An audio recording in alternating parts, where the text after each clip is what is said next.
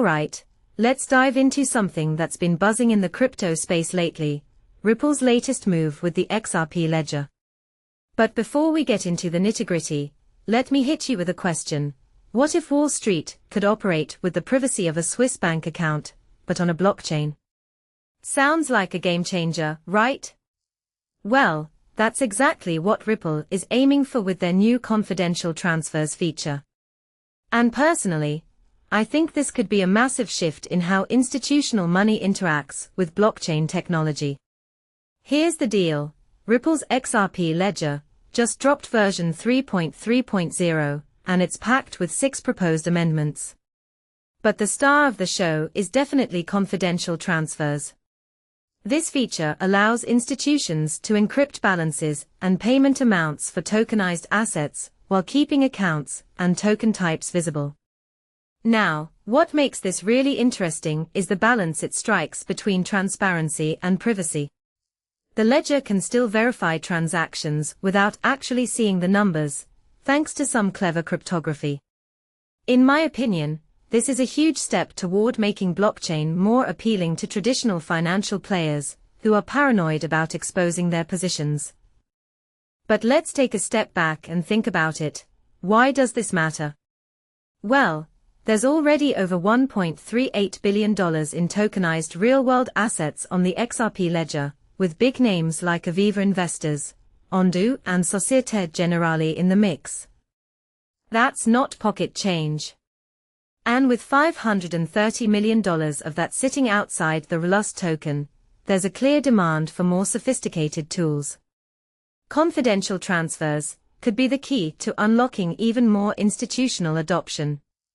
What this really suggests is that blockchain isn't just a playground for retail investors anymore. It's becoming a serious contender for Wall Street's attention. Now, here's where it gets even more fascinating. The feature isn't just about privacy, it's part of a broader suite of institutional-focused tools.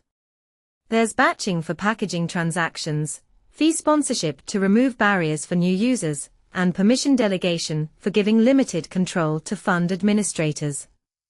From my perspective, Ripple is building an ecosystem that's not just blockchain native, but also institution-friendly. It's like they're saying, hey, Wall Street, we get your needs, and we're tailoring the tech to fit.